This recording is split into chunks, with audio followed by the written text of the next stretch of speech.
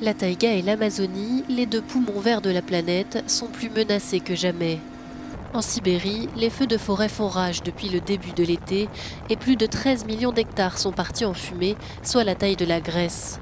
Une catastrophe écologique pour la Russie, mais également pour le reste du globe. Ces incendies provoquent d'importants dégagements de CO2 et font disparaître des millions d'arbres qui ne pourront plus absorber le gaz carbonique.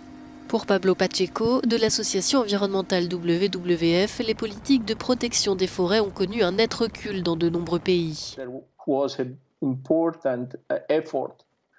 Les gouvernements, la société civile et les agriculteurs ont déployé des efforts importants pour réduire la déforestation au fil du temps. Mais comme nous le voyons, ces efforts peuvent changer d'un moment à l'autre. Et je pense que l'un des principaux défis auxquels nous sommes confrontés maintenant est de contenir les émissions de carbone dans l'atmosphère. En août, les émissions de monoxyde de carbone en Sibérie ont atteint des sommets, selon les chiffres de l'Observatoire européen de l'atmosphère.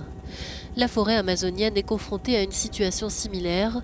Toutefois, ce ne sont pas les feux, mais la déforestation qui est en cause.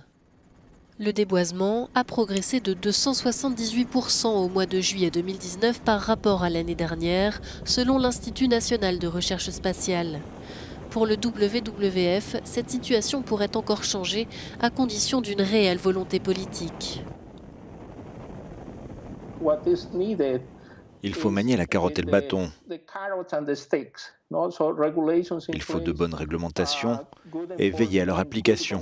Il faut un bon système gouvernemental, mais il faut aussi inciter les agriculteurs à mettre en place ces mesures. Donc oui, ce sont des problèmes réversibles s'il existe une volonté politique et que les agriculteurs sont incités à contenir la déforestation. Les forêts sont aujourd'hui grandement menacées par le réchauffement climatique. Elles sont pourtant essentielles à la planète.